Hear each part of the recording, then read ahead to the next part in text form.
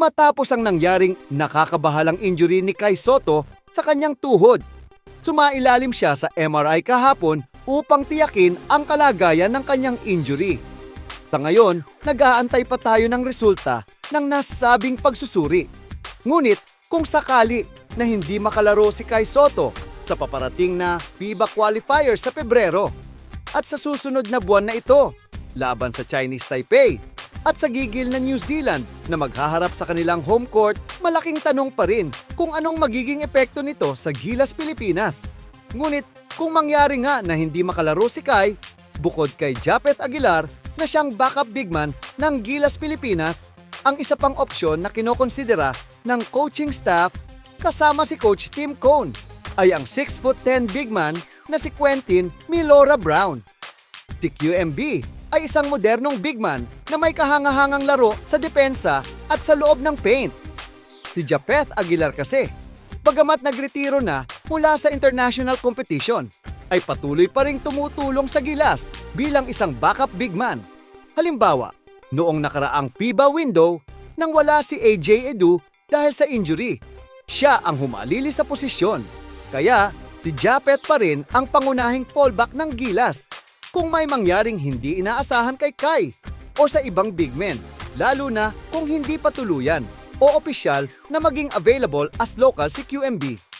Samantala, pagdating kay Quentin Milora Brown, kasalukuyan pa ring tinutukoy ang kanyang availability at eligibility para makapaglaro sa Gilas.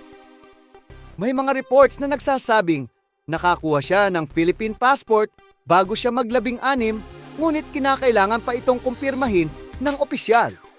Kung matutuloy ang kanyang pagpasok sa Gilas, malaking tulong ito para sa koponan.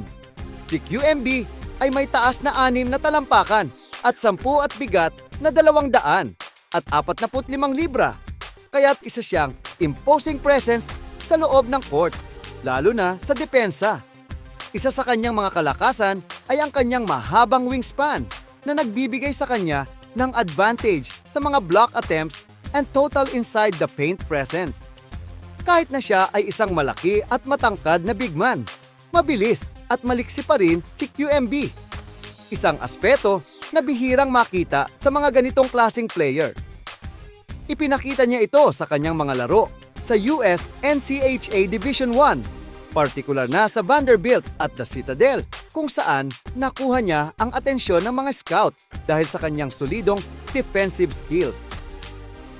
Sa panahon ng kanyang NCAA career, isa sa mga pinakamalaking achievements ni QMB ay ang pagiging bahagi ng 2024 na SoCon All-Defensive Team.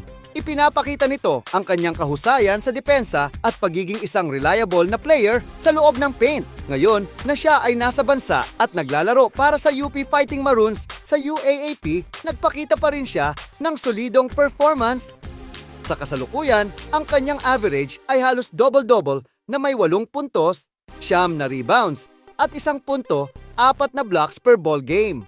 Bukod pa rito, parehong mga top-tier coaches sa bansa, sina Coach Topex Robinson at Coach Tab Baldwin ang nagbigay ng mataas na papuri kay QMB.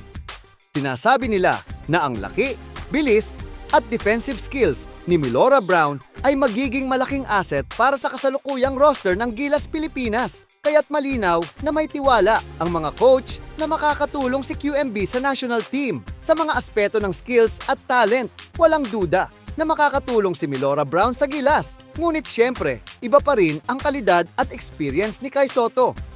Subalit, hindi natin maaaring balewalain ang halaga ni QMB, lalo na kung magiging available siya para sa team. Kung sakali nga na magsanib ang lakas ni Kai at ni QMB, tiyak na magiging formidable ang Gilas Pilipinas sa susunod na mga qualifiers.